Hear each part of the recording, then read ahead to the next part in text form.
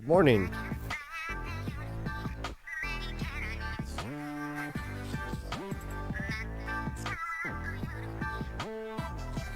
Good morning.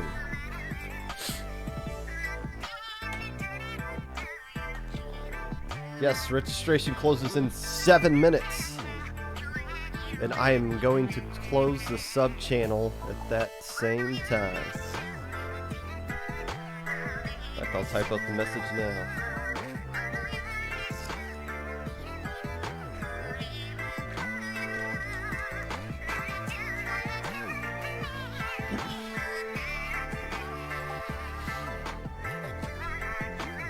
Hello, air sign, Epic Pikachu, Mr. Rookie. I'm glad that is a reference. Epic Pikachu, that is hilarious. That still is hilarious for me, honestly.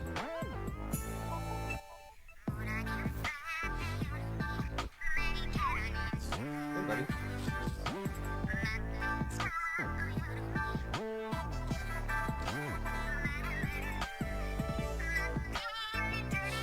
Laura's not home today, so the dog's been following me around. Yes, I'll say hi to your mom. What is your mom's name? Hello, Falco.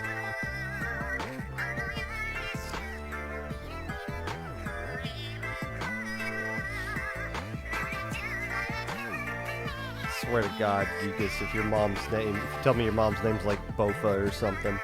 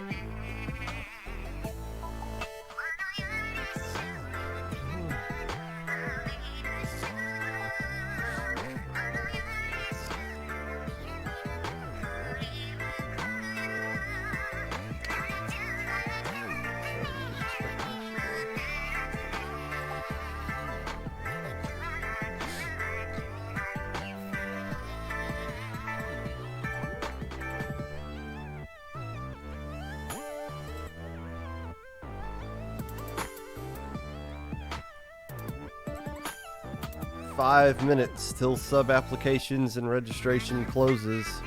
If you plan on subbing this weekend, better put in that application now. If I see you typing in the next 5 minutes, I'll let you in even if you don't submit the message by 8 o'clock. If I don't see you typing by 8 o'clock, you're screwed. And never blame Low Ink. And there's no guarantee that this won't be the final Low Ink. We're just one frustrating Saturday away from JPEG and I just being like, F it. We're done. No more of this. You guys test us.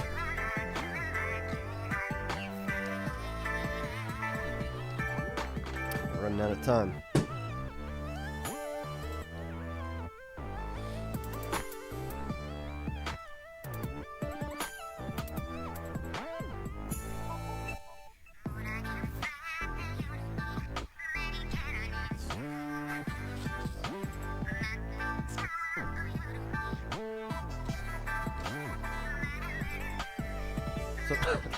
Some tofu.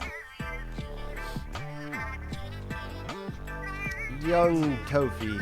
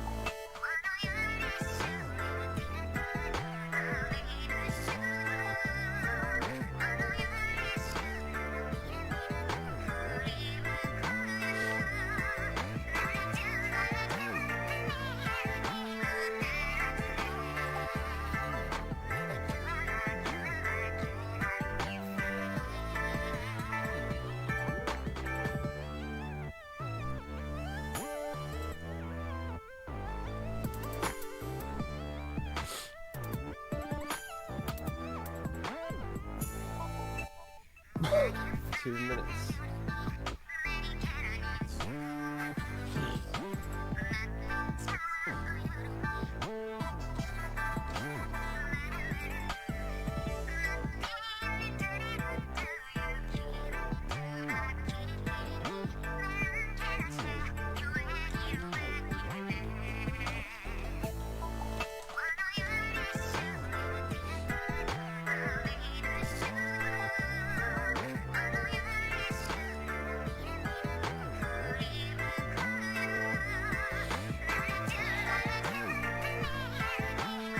Hello, Kanan.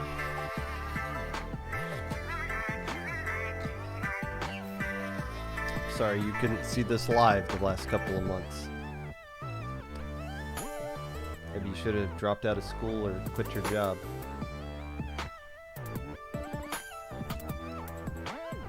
Five seconds.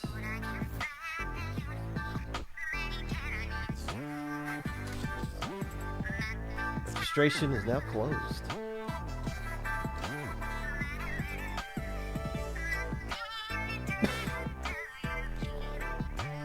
Did anybody slip in at the last minute? No. 80. That's a solid number. That's a really solid number. Some of these teams at the bottom have been pending like all month long. If they just like began to sign up and then just forgot to get a fourth player or what?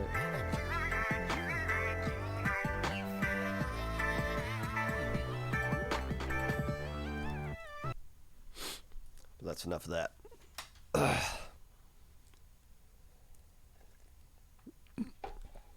Hello, friends, and welcome back to the Popcast. Whenever you're listening to this, whether it be live or VOD, Twitch or YouTube, or Spotify, while you're admiring the new stage that was put out on display today for Splatoon 3, speculating at what the two announcements during the Low Ink stream will be, waking up at 7:30 in the morning on a Saturday to play in some stupid chess tourney for Splatoon players, whatever it is that you're doing right now. I appreciate you taking the time out of your day to listen to this. Unless I don't.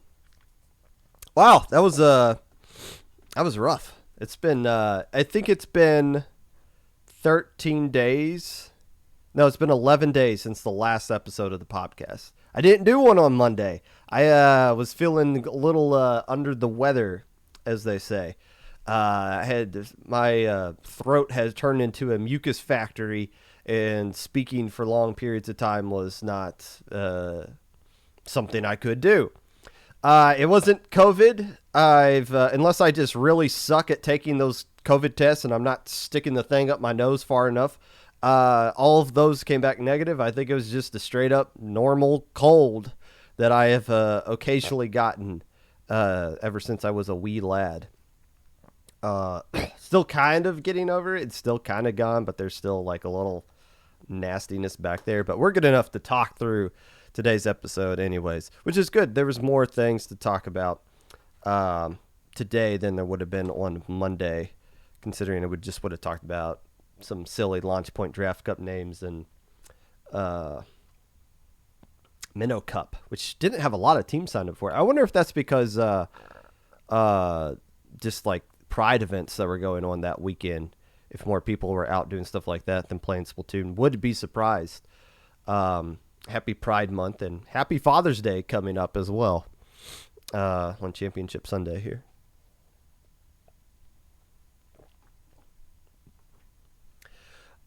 News of tournaments that may be of interest to the casual listener to the podcast. Low Ink is this weekend. Registration is closed as of 3 minutes ago. You cannot sign up for this tournament. You can't add anybody to your roster. Well, you technically can, but we will DM you after you add someone to your roster and yell at you for doing so. Some of you will try to be cute and change your names at this point, which it will show up on our end like you added a new player to your roster, which kind of sucks. But we're getting better at catching those as like, oh, it's not a new player that has changed their name or changed some information that usually screws it up on our end as well. But the point is, don't touch your roster from here on out, even if you can. This saves us a lot of trouble. If you need a sub, go look in the sub channel. There's tons of them there, and I haven't gotten around to proving a lot of them yet. 2 announcements are coming out on the stream this upcoming Saturday. Saturday and Sunday. I'm not going to tell you what those announcements are, but I'll tell you this, that each one of them on their own would be substantial enough for where people would be having conversations about them on Twitter. And normally they are the level of things that we would announce just one of them during a low ink and be excited to announce it. So the fact that we have 2 announcements and we're crazy excited about both of them, I guess maybe that's a little bit of a tease as to what they are. But we know by the end of Sunday, the community is going to be pretty happy with what IPL's got cooking up for everybody in the scene going forward. If you want to sign up in low-level stuff and you missed low ink registration, good news. LSL is next weekend. Make sure you sign up for that. LSL number 21, going back to their standard one-day format. The tournament we all know and love. Believe there is not a $400 prize this time around, or $500. It's just the normal prize of honor and glory that you should be fighting for in tournaments.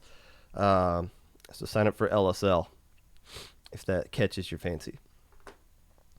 Today, we are going to be previewing Low Ink, including a wild top 10.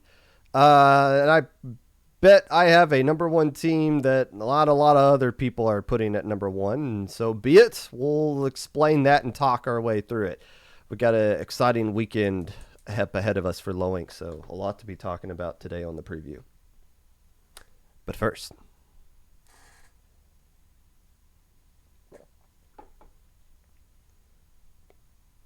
I got this ping in the Nintendo server earlier this week, I guess. I haven't looked at it yet. I guess I should change the topics here. I haven't really looked at it yet. I figured if you guys don't mind, I'll just take time right now to just kind of look at it. We've got nothing else to kind of talk about for a little, like 20 minutes or anyways. Let's see here. Nintendo's doing another tournament for North America only. Oh, that's cool. That's great. They seem to have no rhyme or reason as to when they do these things or what the format of them are. Let's look into. Whoa, 4 tournaments in 1 month? That's crazy. That's a little unique. Yeah, they did that last year though. Remember the Splatfest T heard around the world, best of 1. The Elite Four, all the great talking points, all the free episodes of the Popcast that came from last year's summer Nintendo tournaments. Oh, I'm pretty glad that those are coming back. Free episodes of the Popcast with all the shenanigans going on from that. Oh, wait a minute. There's a little extra twist to this one, isn't it? It's not just all 4 modes on Saturday, or I guess I should say all 3 modes and then Turf War instead of Clam Blitz in the 4th tournament. No, these are 2-day tournaments. They're playing a tournament on Friday night with Top Cut being played on Saturday 4 times in 1 month. Wow. Those greedy little snots. They don't just want to take Saturdays away from all the TOs in 1 month now. They're taking Friday nights as well. Do they not know about Friday Night Frenzy? What? Wow. 8 days Nintendo is doing a tournament. 8 days in 1 month. That is crazy. Or, well, that would be your initial reaction looking into it. It's not really that big of a deal as far as like from a TOing perspective comes to. You take a little bit of deeper look into it, you realize, okay, Friday nights are just a Turf War ladder. And then Saturday is just the Top Cut. So if you are a TO and you're looking to do something on Saturday, you can still do it. All the teams that may or may not have played in your tournament aren't going to be playing in Top Cut anyways. So there's still the perfect opportunity to play your tournament on Saturdays. Now, it's going to be more difficult this time around to run a stream on Saturdays, though. That's the real issue here, and that's kind of one of the beauties of this Nintendo tournament. Why this format works out a little bit better than what they've had in the past is that they actually get to stream this sucker. And that's the best thing, is the exposure that Nintendo gives their game when they actually have a stream. So each one of these 4 tournaments that they're having in the month of July all have a stream on Saturday. That's fantastic. That gives a lot of people who don't even know that people stream competitive Splatoon. It puts a ton of eyeballs on this tournament 4 weeks out of the month of July, leading up to the release of Splatoon 3. That's some good stuff right there. That's awesome. Now, if you have a Saturday tournament, your stream's dead. your stream is basically dead. You can't run a stream against the Nintendo one. You can, but you might get the same general audience that you usually see. But you're not going to get a raid from Nintendo when their stream ends. You're not going to get the 10,000 viewers. Literally, what they got peaked at 15,000 the last time they did one of these tournaments. One of these tournaments that had a stream to it. So that's awesome to see. But if from a TOing perspective, yes, Fridays are going to be difficult. If you want to do something on Friday and you're not already established and you have your teams held hostage like Friday Night Frenzy does, you're kind of out of luck, which is fine. There's not really much that goes on Fridays anyways. But still, 8 days in 1 month. Nintendo getting so greedy right there. With the 2-day system, yeah, they did it once. So now they're doing the same system 4 times. What's difficult about the 2-day system, especially with the format that they have right here, you only have 5 players. You bring a maximum of 5 players. Having just 5 players available for Friday night and Saturday afternoon, those are 2 kind of a little bit of a separate times right there. And the odds of you having 4 of 5 players available for both of those time slots is, it's possible. I mean, more than possible. It's doable, but it leads to a lot of situations to where if just 2 people don't wake up in time on Saturday, you're screwed. You can't get more than 5, and you can't add a sub to your team. So you'll see a lot of teams that will qualify for Saturday that will drop last minute. And you did see that in the last tournament, the last time this happened. So being limited to 5 players makes a 2-day tournament difficult, very difficult for a lot of teams. But why is it a 5-player tournament? Why do they always cap these at 5 players? It has to do with the prizes, right? Let's take a look. What are the unique prizes they have going around this time around? Let's take a look.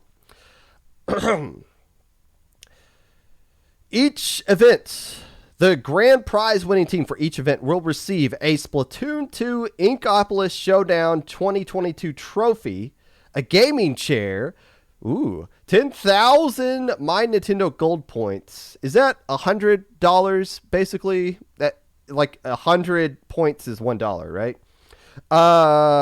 Gaming headset, a Splatoon 2 jacket, a Splatoon backpack, and a Nintendo Switch carrying case. The value of that prize package is around $835, as they say.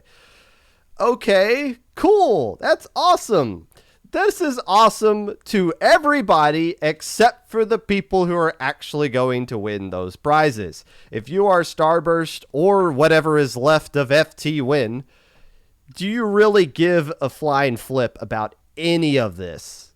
Any of this at all? You don't. If you open up a closet for Shaq, it's like, oh, which one of these 10 jackets that have Splatoon written on it am I going to wear today? Hey, I got a different backpack for every day of the week. Oh, another carrying case? I have so many carrying cases for my one Switch that are all just the same thing. What a fantastic prize. A gaming chair. Wow. You're going to give me a gaming chair 10 months after I win it. And oh, by the way, after everybody wins that gaming chair, they just take a picture of it in the box and they're just like, LOL, who wants to buy this gaming chair for me because I don't want it? Which is understandable. I completely understand this. I was a teenage boy as well. Not saying that the winners are all teenage boys. Let me say this. I was a teenager as well. And it's probably not cool to have a gaming chair with Splatoon on it as a teenager. That probably isn't like hip. So I could understand why some younger peoples who would win a Splatoon gaming chair are probably like, I don't really want this. This is kind of cringe, but it's nice to have. So, but still, all the people that got gaming chairs seemingly sold them off, right? Or didn't want them, or it was so late that they actually got them that they forgot they were getting it. So yeah, all those people that are going to win this stuff don't really want any of it or have so many copies of it all already. Like, how many Splatoon 2 jackets can you wear at once? And how cool of a flex, honestly, that'd be a cool flex if somebody showed up to like Riptide or Big House wearing all of their jackets and like all of the backpacks that they've won over the course of that time. But again, the people who've won these things, they don't care about any of those prizes. They just want to sell them off. The 1,000 or the 10,000 gold points, that's roughly $100 is what people are saying in chat. And the trophy that you get, that holds some value. That's still pretty cool. Would like to see a trophy that win the trophy. The other stuff, maybe not so much.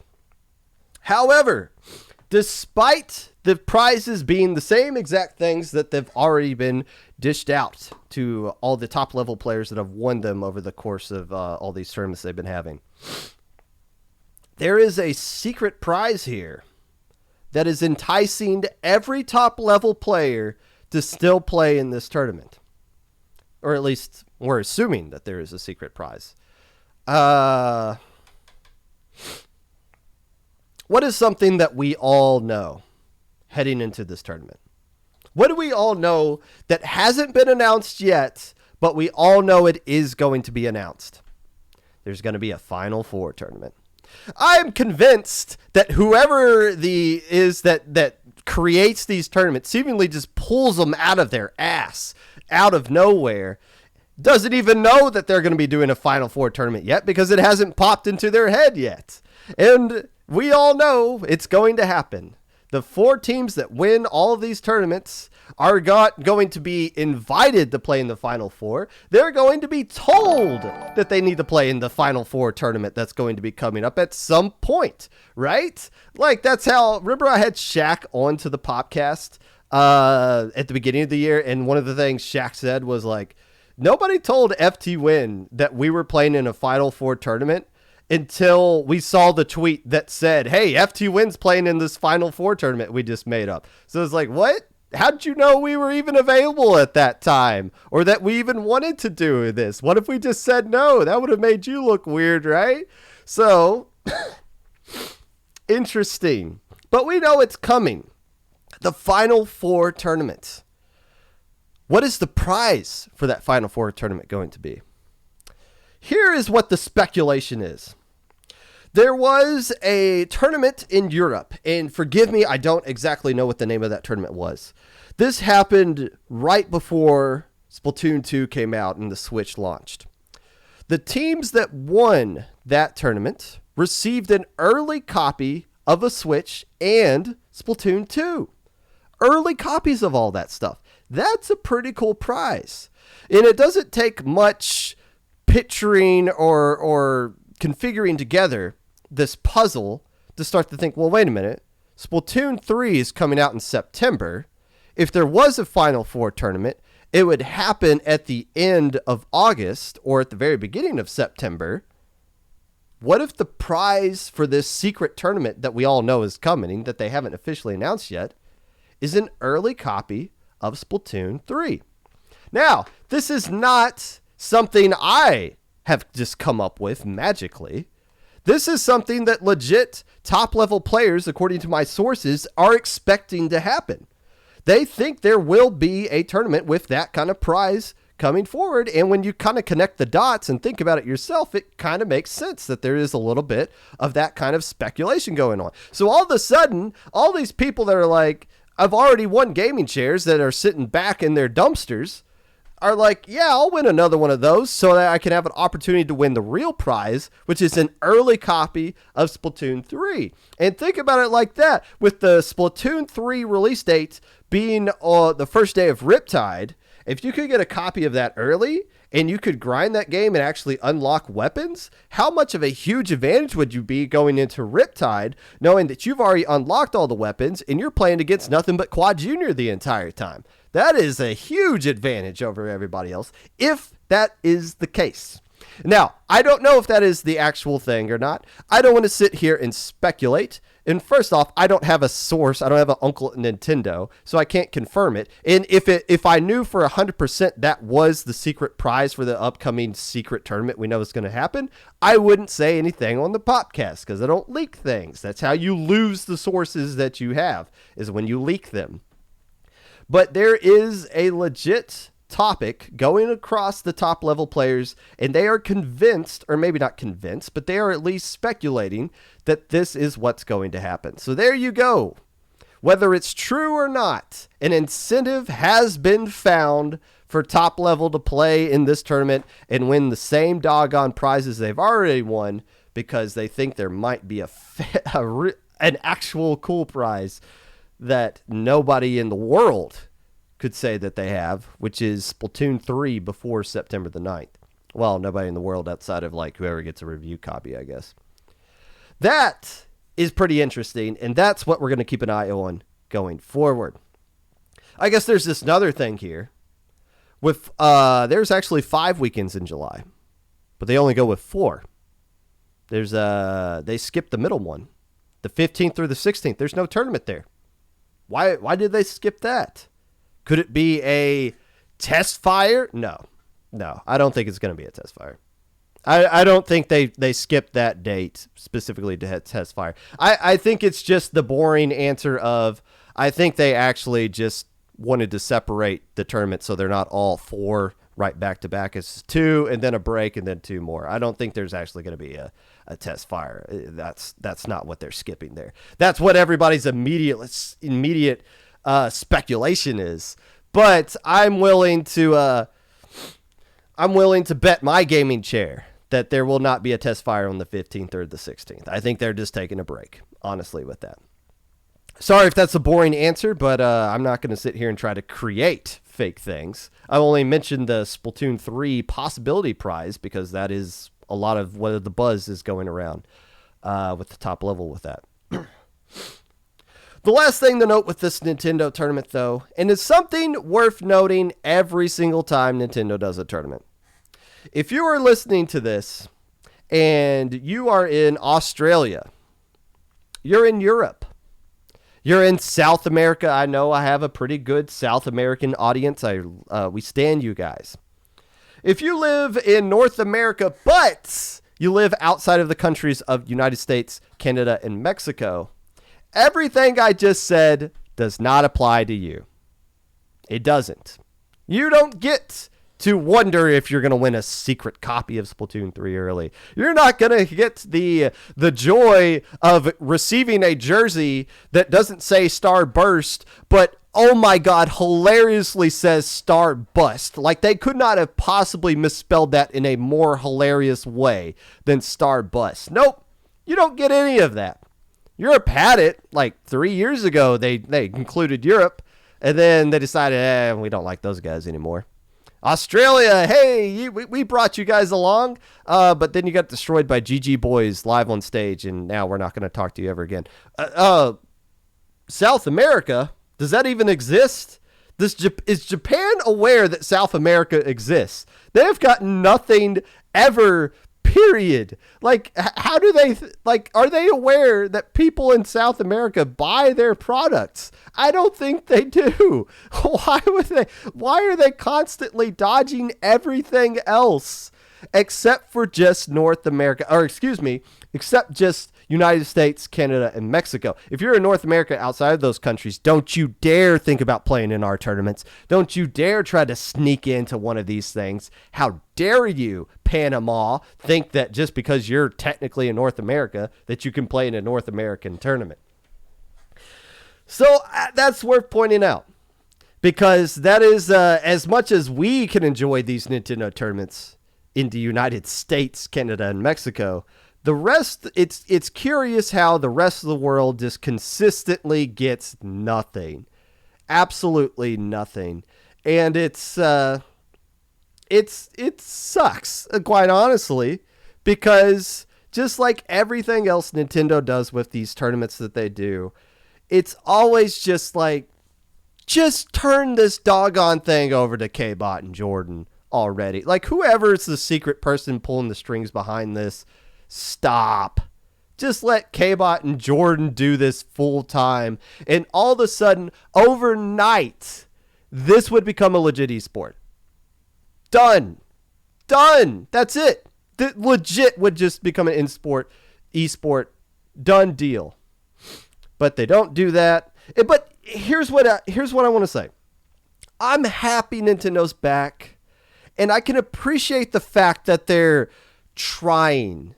I like that this is generating buzz leading up to Splatoon 3. And even though there's so many missteps, and we all know every single one of these tournaments is going to be hilariously bad for some unique and different reason, whether Battlefy explodes or one of you guys decides to cheat and make like a mutiny conspiracy team that like beats everybody else but then purposely loses to the other team that's cheating. Like, we all know that's going to happen. But I have to appreciate the fact that Nintendo is trying. Nintendo, when it comes to tournaments, they're like that dad who wasn't around when you were a kid, but now that you're a teenager, they want to like try to get back into your life, and they don't really know how to be a dad or how to be good at it. But you can at least appreciate the fact that they're trying. And, you know, they're also ignoring a bunch of other kids as well. It's like, hey, you know, like, Melee is like, they're going through college right now. They could really use your support. Oh, you keep trying to forget Melee doesn't exist for the past 20 years. And, you know, Europe and South America and Australia and all that stuff. But hey, they're at least trying. So that's nice. That's nice to see. But it always just leaves you thinking it's just the shadow of what it possibly could be. Welcome back, Nintendo. Thanks for making life more difficult for all of us TOs, but we'll find a way to make it work. And if anybody wants to sell their gaming chair to me, I got $50 that has your name on it. I'm already married. I don't think it's cringe to have a Splatoon chair in your gaming room. Wife would think it's pretty cool, actually.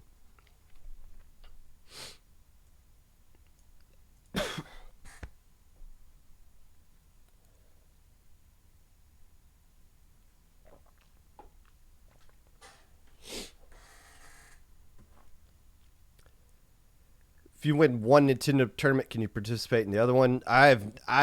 There's a lot of rules to read through, and I didn't care to do that. That wasn't the case last time, but I don't know if that's going to be the case going forward or not. Magic tweeted out something about how like this new format incentivizes teams to stick together the whole time. So maybe there's like some sort of point system or something. I don't know, but I don't have the answer to that, Myron, because I'm not playing in the tournament, so I didn't read the rules. If I were playing it, I would definitely read the rules.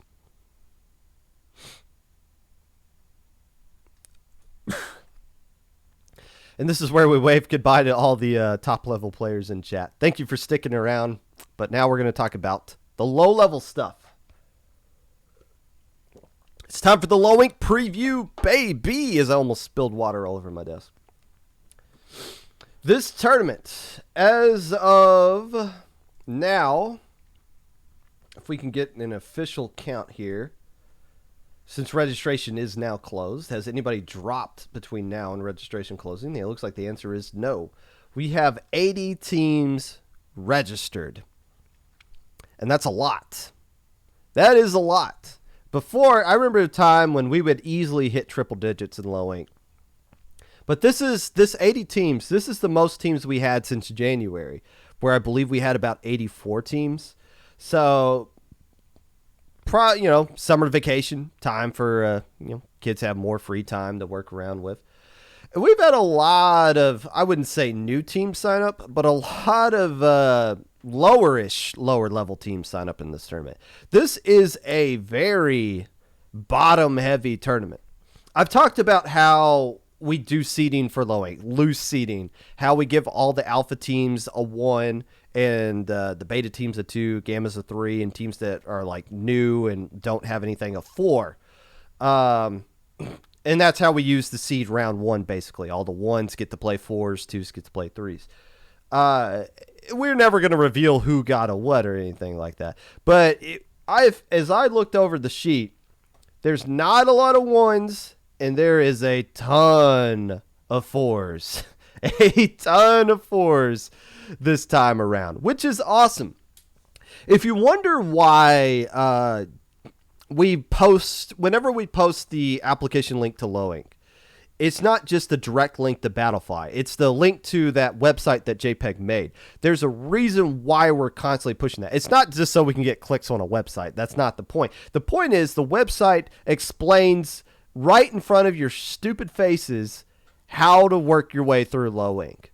The website answers so many questions that a new person to any tournament would need to figure out. So that's the point of the website, which, yes, it does. Of course, it looks really great.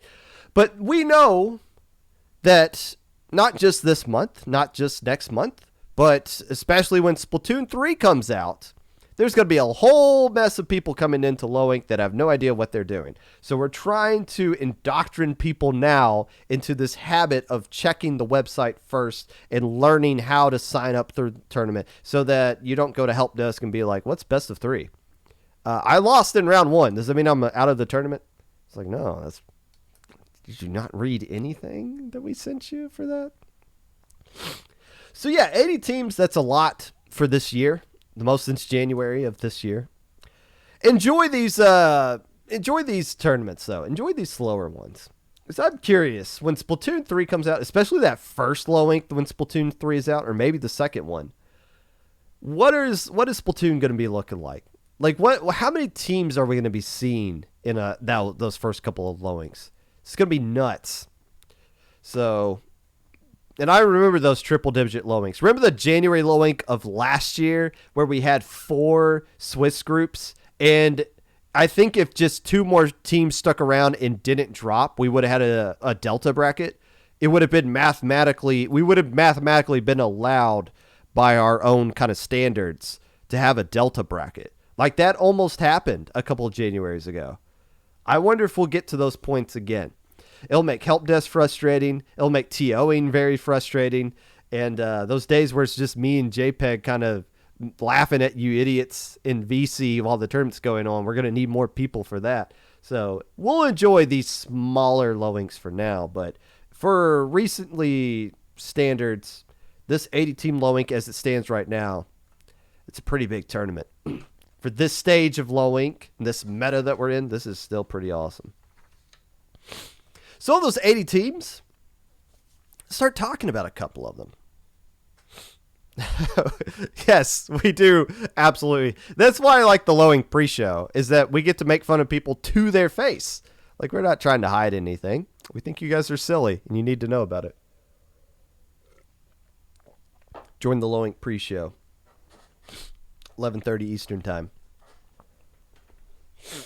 Teams that are playing in this tournament.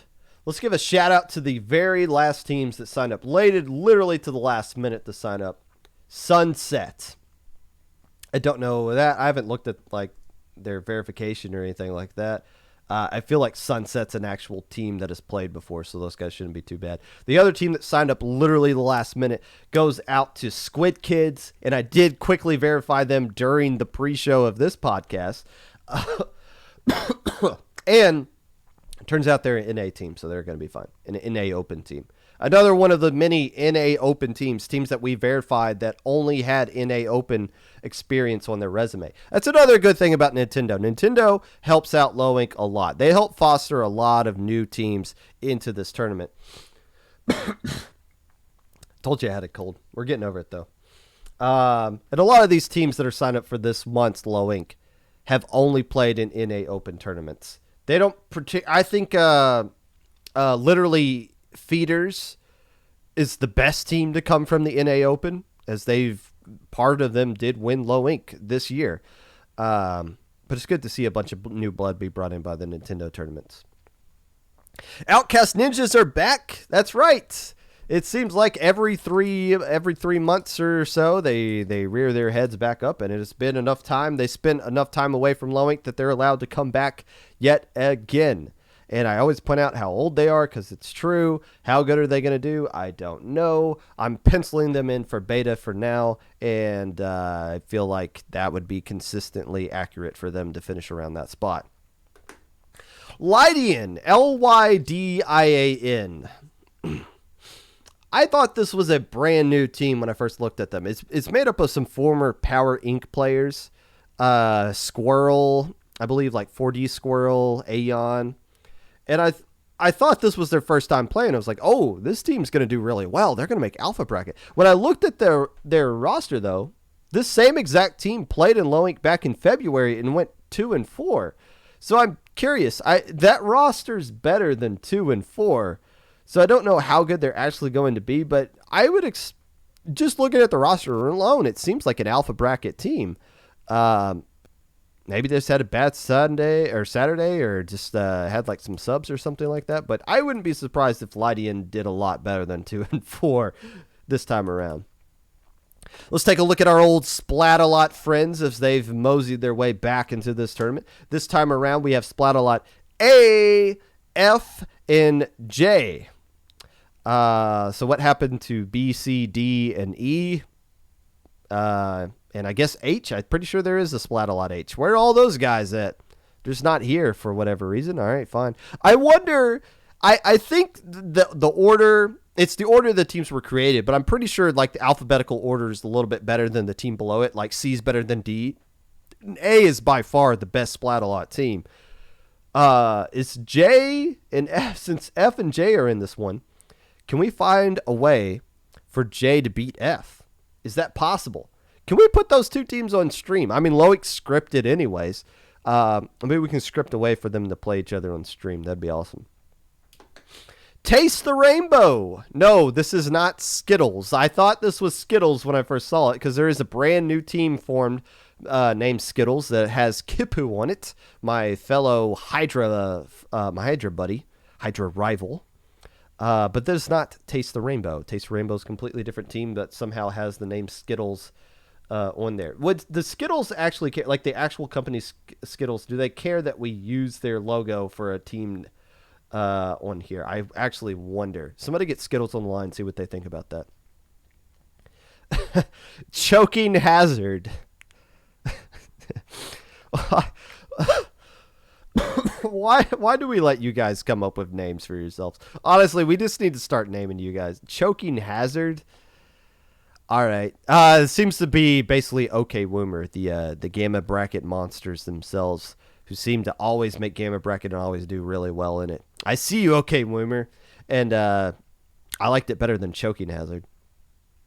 Shark Reef. I have a lot of questions for Shark Reef. Alpha Bracket last time they played, but seemed to have been gone over a bit of a roster changeover. So it's like, are they still going to be an Alpha team? Are they going to reset and regress or something? Are they even still a thing? I don't know. We'll find out the answers to that and more this upcoming weekend. The Boston Squid Party. Can we put the Boston Squid Party back on team? We like the Boston Squid Party.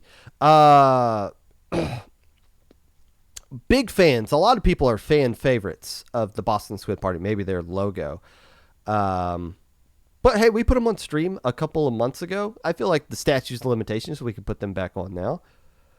Does good for the ratings. You always want to put like Blue Moon and Wiggly Phantoms, teams like that on stream, even though Blue Moon hates it.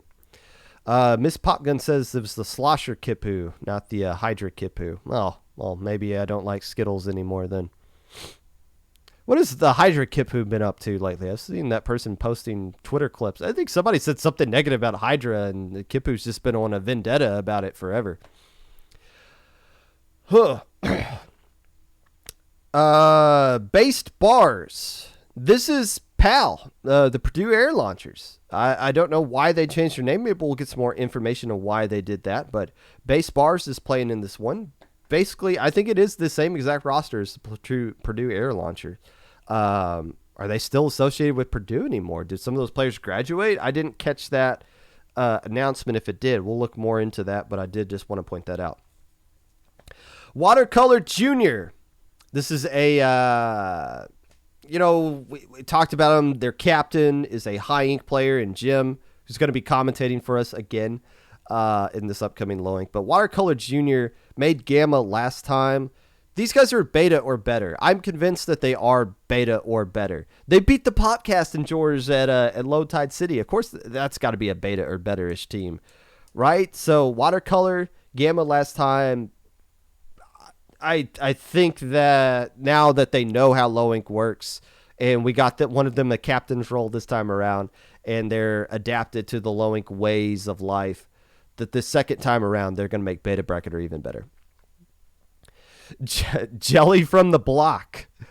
This seems to be basically the this month's version of the Ink Sync pickup this time around with Kay and Trell.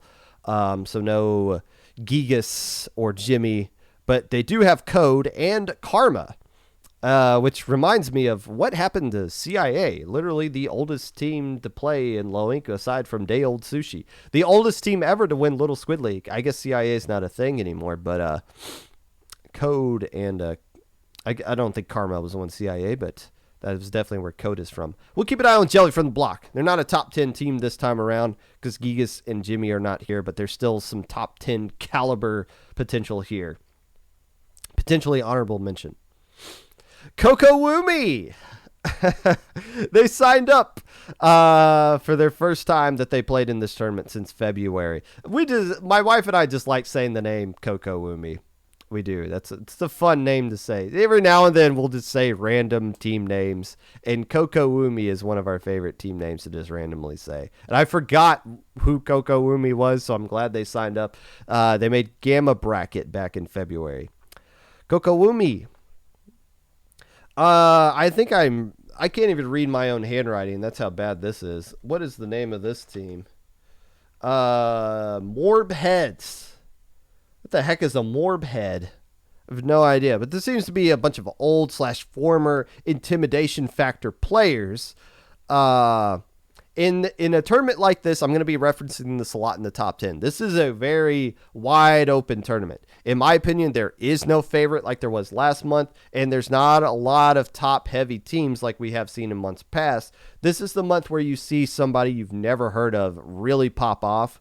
I'm calling it right now the Morb Heads, even though I don't know what that is.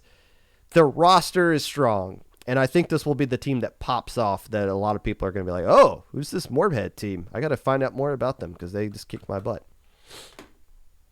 Looking back over the Eternal teams, we got a couple of Eternal teams here of no relation to each other.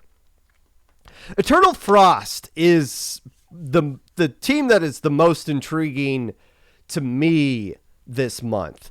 I don't know how good they are. I honestly have no idea. They played and got like 2-4 and like barely qualified for Gamma Bracket. They had to like survive against Oofish to avoid going, I believe, 1-5 last month.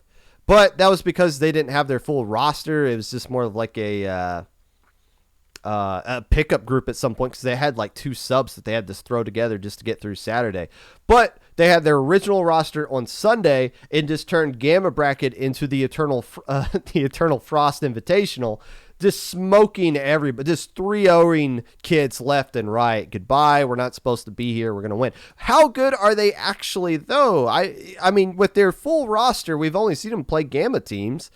Are they, as they are claiming, the favorite to win low ink? I don't think so. But I would love to see what these guys can do with their actual roster over the course of 2 days. Can they make it to alpha bracket and then compete against teams that seem to be at their skill level? Or are they going to find ways to fart around back in the gamma bracket and then finally not be... I want to see them pick on people their own size. I want to see them make alpha bracket. I want to put them under a microscope and see what they're really capable of. Because they seem pretty high on themselves. It's time to show us. The other Eternal team of no relation is Eternal Oblivion. What is with all this eternalness? Why is this just like the next generation? Just eternal. This is what all the like the weird high school kids are saying to each other now. And also, doesn't Eternal Oblivion in theory beat Eternal Frost? Like, if there's Eternal Frost, doesn't that just get blown out of the water by Eternal Oblivion? That just sounds so everything there. That seems to be most of the teams that I do want to talk about here outside of the teams in the top 10. Get the Seashell Miracles, Arctic Blitz, brand new teams coming up in here. Hidden Radiance of, what is this, of the Dawn? Of the Twilight. I forgot that they signed up. Didn't give them any love there, my bad. Pearl Essence, not to be confused with Essence. Okay, there's a couple of Sunken Scroll teams here. There's Sunken Scrolls 1, and then I think there's just Sunken Scrolls. Is this the new Splat-A-Lot thing? Yeah, there's Sunken Scrolls and then Sunken Scrolls 1. Shouldn't Sunken Scrolls be... Shouldn't one of those teams be 0? And they both use the same exact logo. These are actual different teams. Yes, these are actual different teams. Okay. So there you go. They didn't do the letter thing. They just did the number thing and made the original team not 0, but the second team was the first team. That's interesting. And Squidius is here. Solaris is here. That team that made Alpha Bracket. Or no, they made Beta Bracket. Prism is back. Could see them in Alpha Bracket for sure. J. Croutons. They made Beta Bracket last time we saw them. Infinity. That's the team I want to talk about every time. Why do I like talking about Infinity? Because they made an open invite tournament. A lower level team, instead of making another skill tap tournament that nobody wants to play in, they decided to make an open invite tournament, and teams like Hollow and Freelance and Takoyaki, who are now banned from Low Ink, by the way, because of the results they got in that Infinity tournament, and Chewits Mafia all played into it. Infinity is my favorite team in low level, and I don't care who knows it, because they actually tried to create something that was an open invite tournament, and it was kind of successful. So I'm going to give them as much love as I possibly can. If Oofish and Bamboo Dragons play against each other on stream in the tournament, we're going to find a way to put it on stream, because that is one of the best rivalries in all of low level at this point, because they keep playing each other in every single tournament they sign up in. And Oofish keeps finding a way to eke out wins against the Bamboo Dragons. Glitter Gel Pins, I hate you. Nobody likes what a glitter gel pin is, but I'm happy you keep signing up in Low Ink. And this team that has the Japanese text, they were in help desk earlier this month saying they wanted to change their name to Papa John Employees or something. Looks like they didn't figure out how to do that. So they're still just the text that nobody in English can figure out what they are, unfortunately. Jelly Squids are back as well. I was impressed with Jelly Squids with how they've been doing so far in Friday Night Frenzy. Not good enough to be in top 10 material, because just winning best of 3 sets on Friday isn't enough, but who did they beat last week? I forget who they beat last week, and it was still kind of noticeable, but they're holding their own. They're probably on paper the number 8 team, but they're playing well above how good they should be playing so far in Friday Night Frenzy. And if they make playoffs, that would be absolutely phenomenal. During the in-house Purdue tourney, there was a team called Bars that was a fan favorite. Could be a reference to that. Thank you, Epic Pikachu. So that explains the based bars that PAL's coming off with this. Aquatic Vanguard. What about Aquatic Vanguard? Oh, that's who they beat. That's who Jelly Squids beat. Okay, that's right. That is correct. That plays into the theme of Aquatic Vanguard I'm going to get into in a second. All right. It's getting time. It is time for that top 10. Before we get into the top 10, as always, there's the honorable mentions. And I don't have anybody to mention in the honorable mentions that I haven't talked about already. And I don't really have anything particular to say about them. Shark Reef, Eternal Frost, Sandstorm Tsunami. Sandstorm Tsunami, I feel like deserves to be there just because how consistent they've been. Did pretty good in beta bracket last month. Shark Reef made alpha bracket, but it's like, I don't know what this version of Shark Reef is going to be capable of. And same thing for Eternal Frost. They think they're the best team. You got to show us something better than Gamma Bracket this time around, which I think they legit will. But those three teams, technically, the honorable mention. And before we get through this top 10 yet again, I just want to point out, this top 10 is probably a little bit more scuffed than usual. I correctly predicted the winner last month. I'm not feeling crazy confident about that this time around. This is as unpredictable as low inks always are. This one might be the most unpredictable just because there's just so few teams at the very top right now, and then there's no like clear-cut favorite. So if there's any month where any team not on the top 10 wins it, it's probably this one.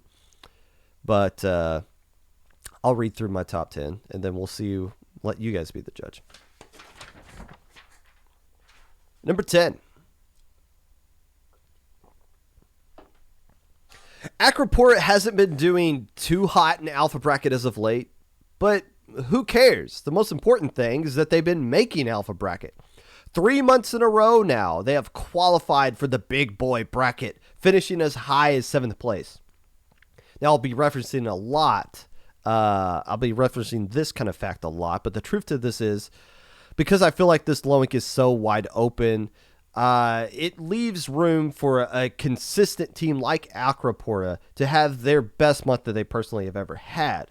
The question is, how will they handle against other Friday Night Frenzy teams? Currently, they're 0-2, and they face Crimson Quake tonight in a matchup that could define how both teams progress throughout this upcoming weekend. But if Acropora can qualify for their 4th straight alpha bracket this month, that alone would be a huge dub. Number 9. The last time we saw Essence in low ink was back in March when they were beating INKD 2-0 on their way to getting a 3rd place finish in beta bracket. What is more interesting is the result in SOS number 66, where they beat Black Magic, a team that is very much banned from low ink. Now, you're allowed to beat low ink banned teams and still be eligible for low ink. It's more of a how many of those teams do you beat and what caliber of a team that is banned from low ink do you beat that kind of plays into whether you get banned or not. But if you can beat Black Magic in a best of 3, mind you, you can beat anybody in this low ink, even if they have been taking a few months off. Plus, they picked up Woomy from Pain Bashers and Salty, who made alpha bracket with Ink Sync, which means that if they lose a counter pick, they're going to pick that same exact counter pick again.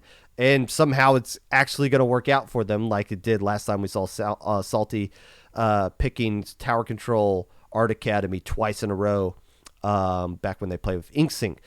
So they got a good roster here as well. Let's see how they do, though. But I don't think it's a stretch to assume this team that's best placement is 3rd in beta from 3 months ago will shoot up in the standings this month. Number 8. I don't know anything about Daylight. Or I guess I should say Gaylight is what they choose to go by this month. Probably a little bit of a pride shout out there. It is Pride Month here at Low Ink. But I don't know anything about Daylight. I'm still going to put them at the number 8 no. I do know this. They dominated beta bracket last month. They went 14-2 per games in beta bracket, including sweeps over J Croutons, Sandstorm Tsunami, and Surf and Turf. But how do I know they're going to be a top 10 team without even seeing them play or what their comps even are or knowing for the fact that they've never even made alpha bracket or that they went 3-3 in Swiss last time. It's because beta champs always flex the very next month that they play. Here's some teams that have won beta brackets, I believe going all the way back to December. Freelancing Takoyaki, they're now banned. Delicious Nuggets, they won last month. They're now banned. The Yume Stars, spoiler alert, they're coming up in the top 10. Mylag Paradise, where did those guys go? They're still pretty good. Squid Killers, half their team just took second place last month. Cold Coral, they're now banned. Every single beta bracket team has done something amazing after they won beta bracket. So there's a ton of expectations that come with beating beta champs, and they always rise up to those expectations, so there's no reason to believe that Gaylight won't meet them either. And hopefully we can get them on stream and I can actually see what their comps are. Number 7. I had to Google what the term Miata means. M-I-A-T-A, Miata.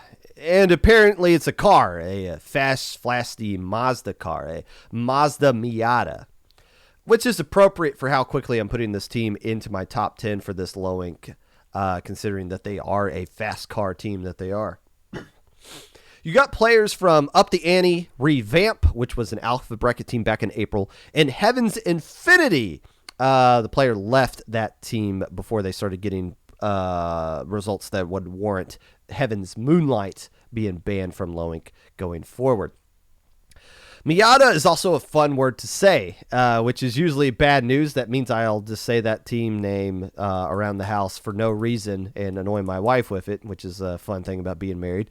But actually, I hope it's actually a good team and not just some pickup project nonsense that we've been seeing.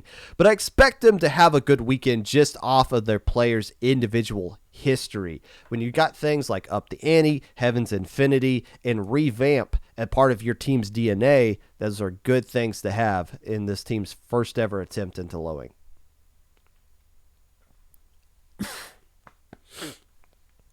We're going to get through this one. Number 6.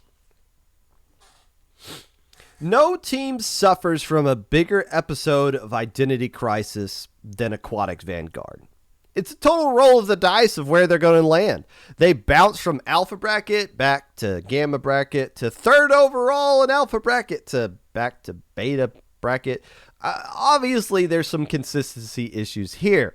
There's some good news, though. The best way to become more consistent is to consistently play together with your roster, and that's where the Friday Night Frenzy tournament comes into play here. Playing every single Friday night should really help this team improve and become more consistent because we know what they are capable of since they got third overall just a few months ago. They have such a high ceiling. We just need to see them get there more consistently. And this is what I'm talking about when I say my top 10's a little weird, because I don't feel comfortable putting Aquatic Vanguard in the top 10 just because of how inconsistent they've been of late. But when you look at the field here, you start thinking, these guys are legit the number 6 team in this tournament so far. But they're such a total wild card.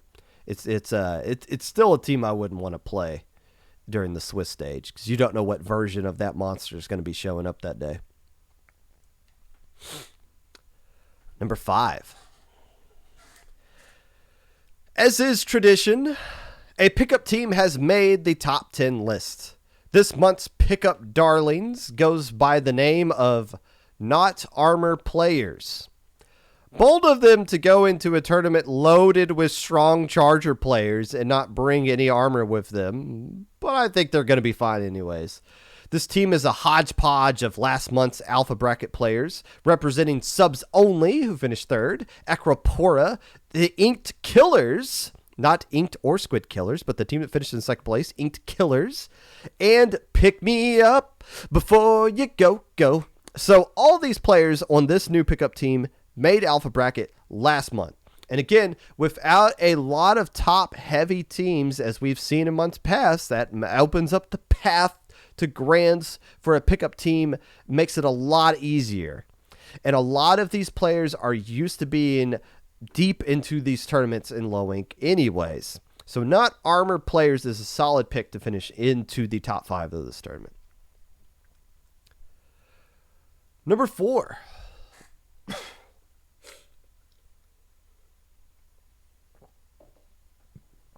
I messed up last month. I didn't mention up the ante during my low ink preview last month at all.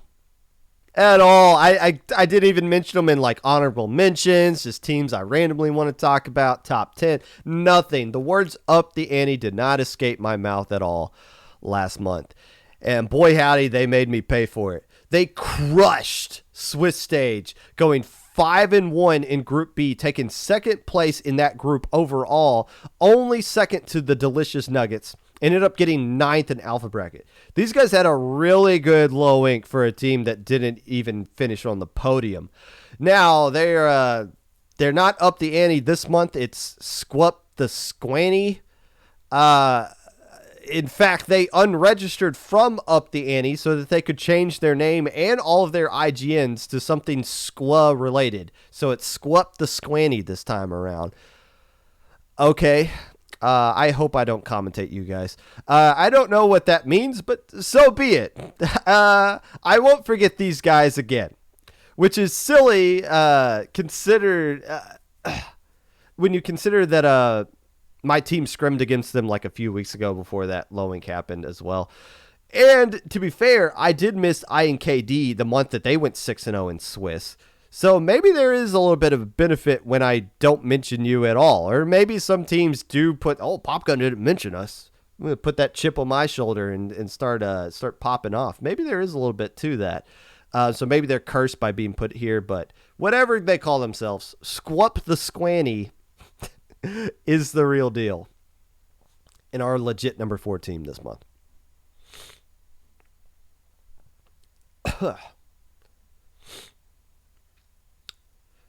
Look at the logo of Squup the Squanny. I'll look at it real quick, even though nobody can see it. It's just the Up the Ante logo. Unless there's like something crazy odd. Oh, it just says Happy Pride. Okay. I don't know what a squanny is. Sorry. Hi, Blue. Number 3. Crimson Quake didn't play in Alpha last month despite qualifying for it. It appears the only thing that can slow down this team is Burger King. But they are signed up this time around, and as far as I know, they'll be able to play out the entire weekend this time. And if they do, they will make the podium. They're currently 1-1 in Friday Night Frenzy, including a sweep over the Pirates, Shiver Me Inklings. But they did take a 1-2 loss to Paint Bashers last weekend. I feel like that's that they had a little bit of subs to go with that as well, if I remember correctly. But they did take first place in Mako bracket on Wednesday of this month, beating Stargaze in Mako finals.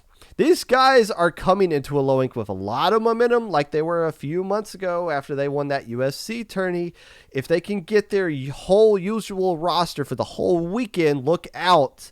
Crimson Quake will make the podium. If they can beat Acropora tonight. Number 2.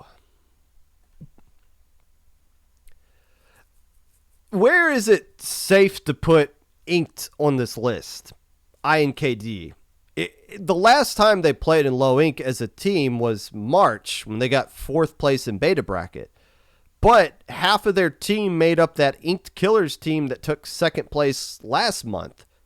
But it's not the same team that finished 2nd place last month. It's the actual roster. It's Inked. Batson and Deceased put on a heck of a performance last month in a 2nd place finish to the Delicious Nuggets. And you add in to the roster, Kumo, who was on that subs-only team that finished third place last month, and Snow from Illumini, who got second place last weekend in Launch Point Draft Cup on my wife's team. You got a good roster here. You got experience. It's just hard to compare everything from last month to this month, considering it's technically not the same team that took second place last month. For that reason, I keeping them at number 2 and reserving my number 1 spot for someone else. And now, the number 1 team heading into this low ink. The time has come for the Yummy Stars. They won Gamma in January, Beta in February, made deep runs into Alpha, getting 4th place in the month of April, where they took the month of May off, where they are now back looking to do good in this low ink after going undefeated in the Swiss stage of Minnow Cup, beating the Grillers in SOS 71. A lot of good things going into the favor of the Yummy Stars. Do I feel confident with them being the number 1 team? Absolutely not. When the big moments pop up, they tend to shy away from it. They have been on stream in Alpha Bracket twice this year against Aquatic Vanguard and Blazing Storm, going a combined per game 0-5 in them. They have to figure out how to win those games on stream, just like Blue Moon, because if you want to win low ink, you have to win on stream. It's a requirement. Unless Ink Fair's internet somehow explodes in the middle of the tournament, it's impossible to win low ink while avoiding the stream. So why do I have them at number 1 over INKD? Because it's just that half of the team of INKD isn't really here that was a part of that Inked Killers team from last month. And while I don't feel confident in the Yummy Stars, I don't feel confident in anybody else this month either, if we're being totally honest about it, with it being so wide open. So in my opinion, I feel like the Yummy Stars deserve the number 1 spot just off of what they've accomplished leading up to this month alone. What will they do with it? I have no idea. But I have correctly guessed 2 low ink champions in a total of 120 episodes so far. If the Yummy Stars is the number 3 team that I've correctly predicted to win low ink, I will bring back the maid outfit that I wore about 100 episodes ago. I'll bring it back for episode 122. I legit feel like they're the number 1 team, but I would not be surprised if the team that wins this month is not even on this list at all.